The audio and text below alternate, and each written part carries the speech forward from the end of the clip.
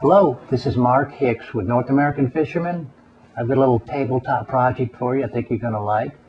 It's going to be about making what I call a kinder culling device. Now, the most popular culling devices in use today consist of a float.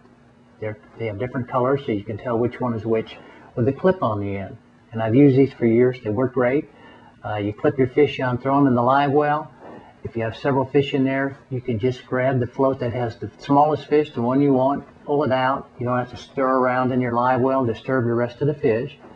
You can make the switch very quickly and get the fish back in.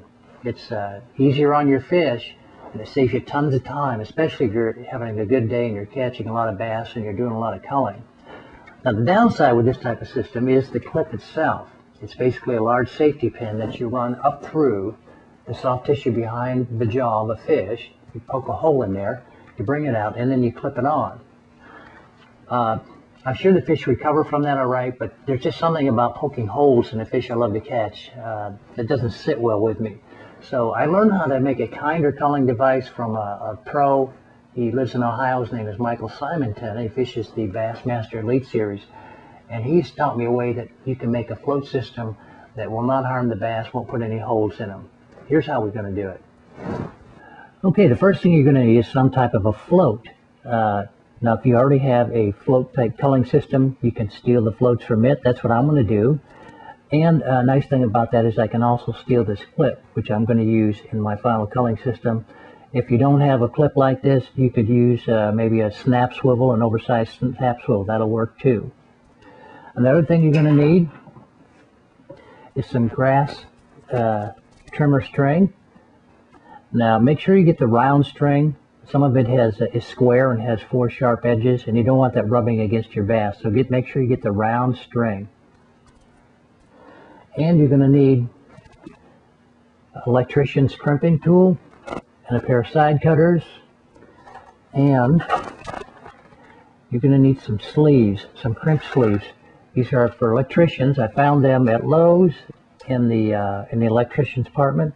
They're for 10 to 18 gauge wire, and they work just fine for what we're going to do here. Now, to speed things up a little bit, I've already clipped off the wire that connected this float with this clip. And I've already cut a piece of grass trimmer string.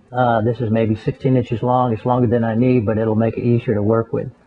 First thing you do is slide the string through one of the crimps. Then you slide on your float, and then you slide on the clip.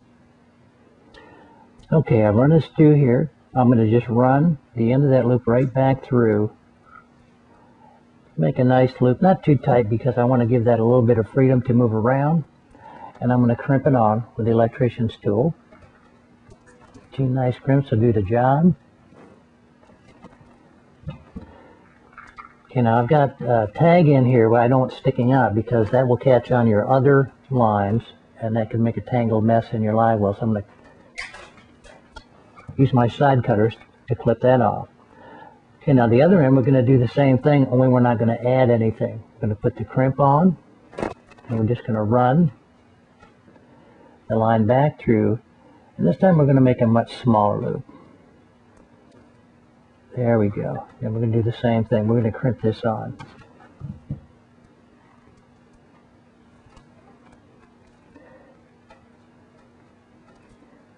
And again, we don't want this tag end on here because that is going to cause some problems in your live well. So I'm going to use my side cutters and eliminate that problem right there. And here we have it. We have our, what I like to call the kinder culling device. All right, so we've made our kinder culling device. Now how the heck do you use this thing? Okay, it's pretty simple. You take the end with a small loop, you run it in the bass's mouth and out under the gill plate. Now it's extremely important that you go under the gill plate and not under the gills or through the gills because that would harm the bass. You want to stay away from those gills. Through the mouth, under the gill plate. Then you take the small loop, you put it on the clip, and you clip it up. And there you go. You've got your float, you've got your fish securely hooked, and you didn't have to put a hole in them. It's a simple project to do, doesn't cost much, doesn't take much time. I think you're going to like this, and I know the fish are going to like it.